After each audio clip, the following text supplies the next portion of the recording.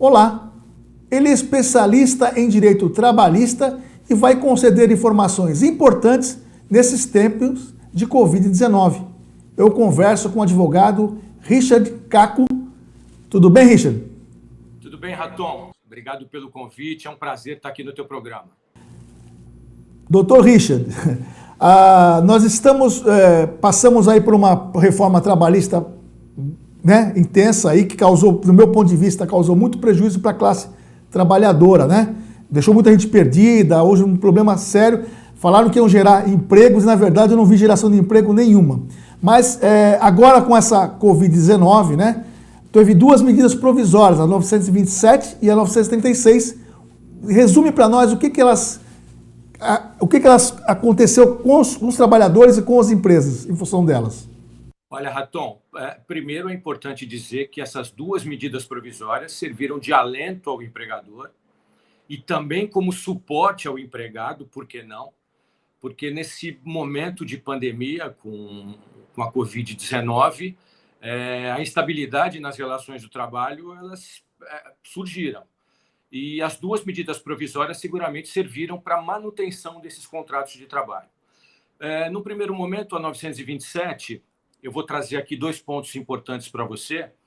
Logo que surgiu, então, a pandemia, com o estado de quarentena decretado pelos governos municipais e estadual, permitiu que o empregador, por exemplo, concedesse férias individuais ou coletivas aos seus empregados, independentemente dos 30 dias que a CLT exige para a comunicação do empregado em relação à concessão do benefício.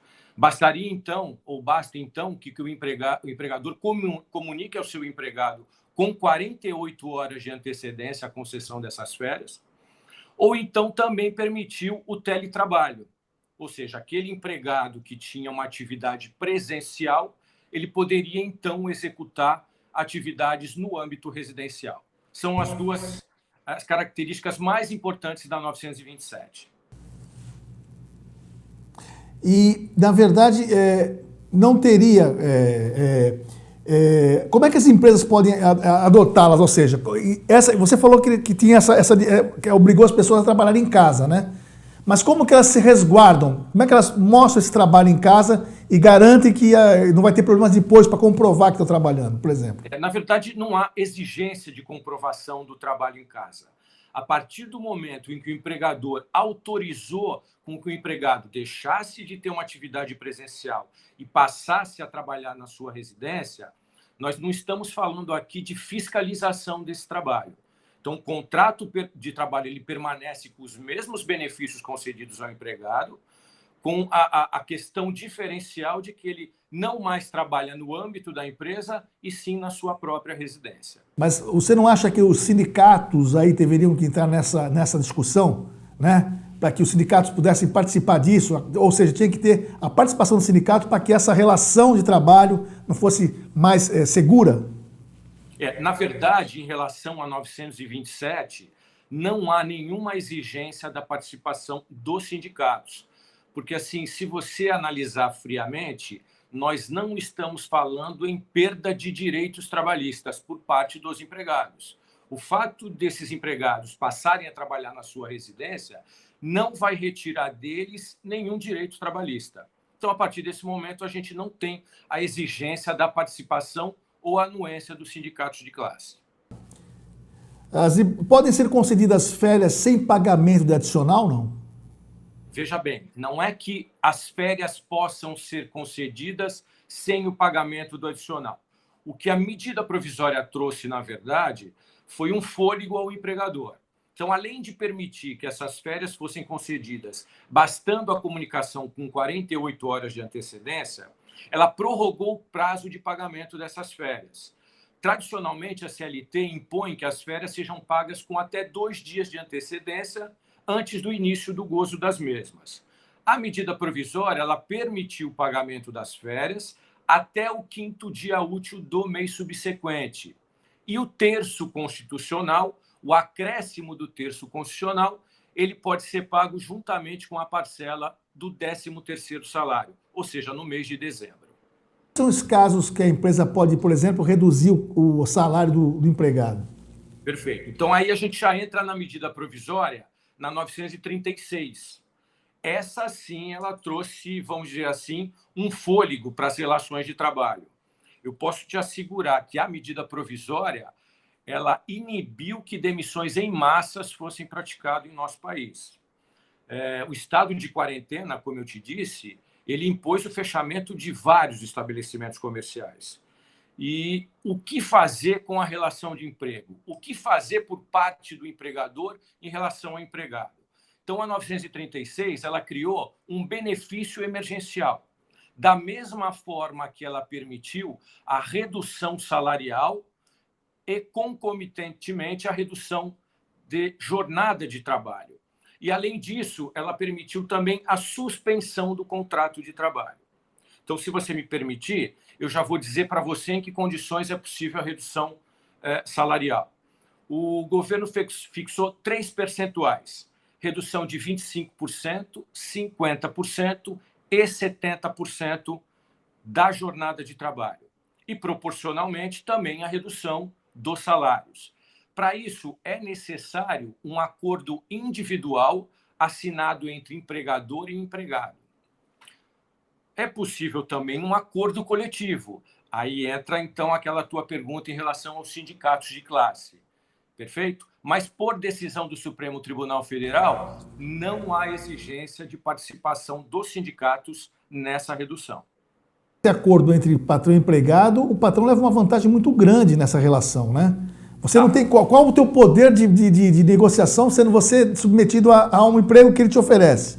Ou seja, ele está com a caneta, né? Bique ou não, bique ou não na mão, não é? Perfeito, eu concordo. O poder econômico ele prevalece nessa hora, não é isso? Agora, a gente precisa entender o seguinte, é um acordo individual que as partes precisam, de fato, anuir. A questão é o seguinte, não anuindo a esse acordo com a redução de salários, facultado estará o empregador a rescindir esse contrato de trabalho. E aí eu te coloco...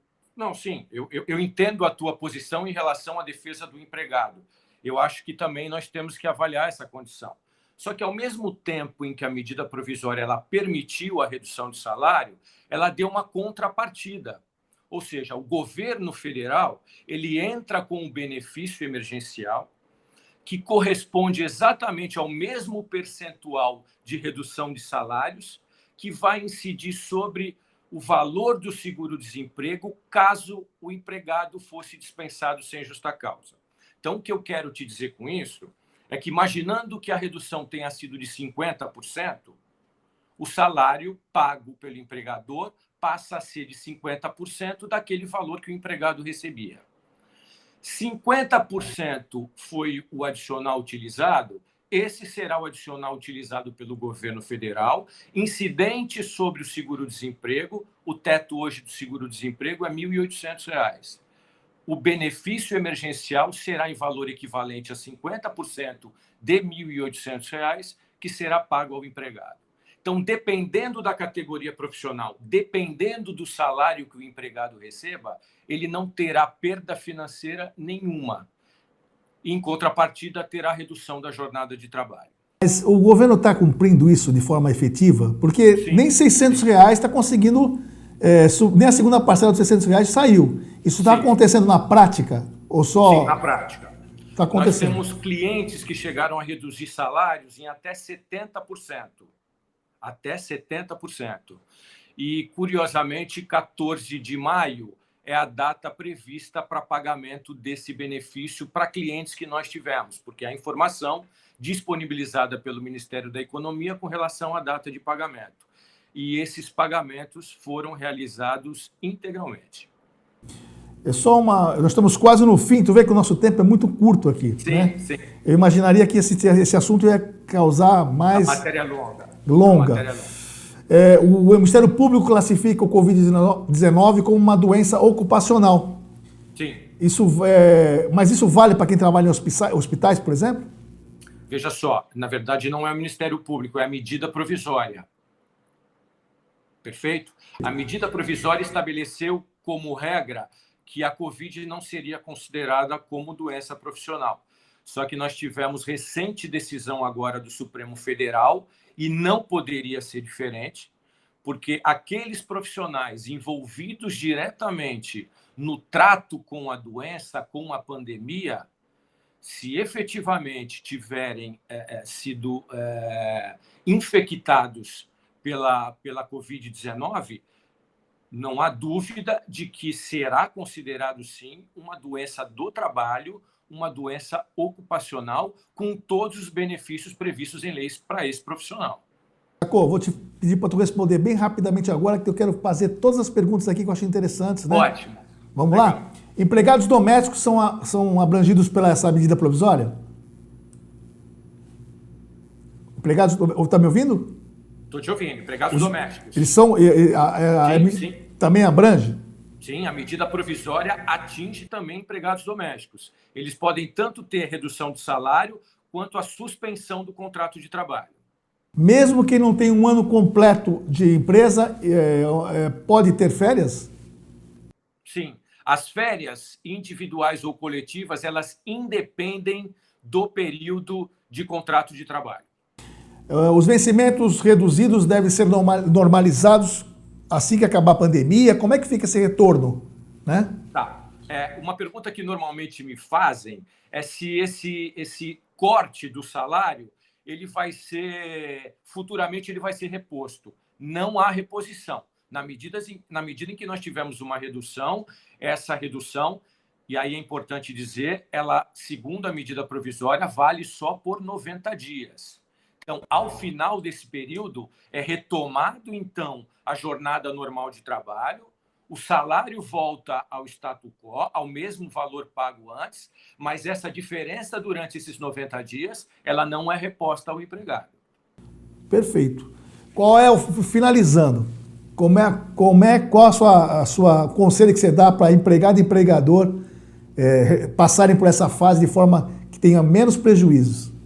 Olha, nesse momento, eu não tenho dúvida que ou a suspensão do contrato ou a redução de jornada, isso depende muito da atividade do empregador. Algumas atividades a gente ainda percebe que, de uma forma ou de outra, elas se mantêm ativas, e outras não. Houve paralisação total do empreendimento. Então, o meu conselho é a anuência aos acordos individuais, tanto para redução quanto para suspensão. E se você me permite dizer, a minha única preocupação agora, na verdade, a gente não conseguiu abordar a suspensão, mas ela tem um prazo de vigência de 60 dias. O início da suspensão, segundo a medida provisória, foi a partir de 1º de abril agora. Então, ao final de maio, nós teremos o término dessa suspensão contratual. E nós não teremos a possibilidade da reedição de uma nova suspensão. Então, se o governo federal ele não editar nova medida provisória, nós teremos, então, tempos difíceis na relação empregado-empregador. Ou eu acredito que Pois não? Uma condição jurídica fragilizada demais, né? Absolutamente fragilizada.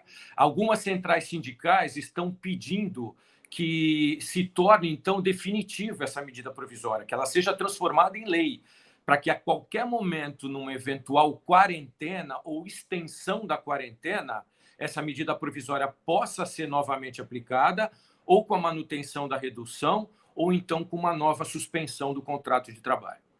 Ok, professor. Muito obrigado pela sua participação, obrigado mesmo. Vamos ter outras oportunidades de estender mais esse assunto. O assunto é importante, Raton, eu que agradeço. Obrigado pelo convite. Ok. Acompanhe o Diário do Litoral pelo Facebook, pelo site www.diariodolitoral.com.br ou numa banca perto de você. Um abraço, até o próximo.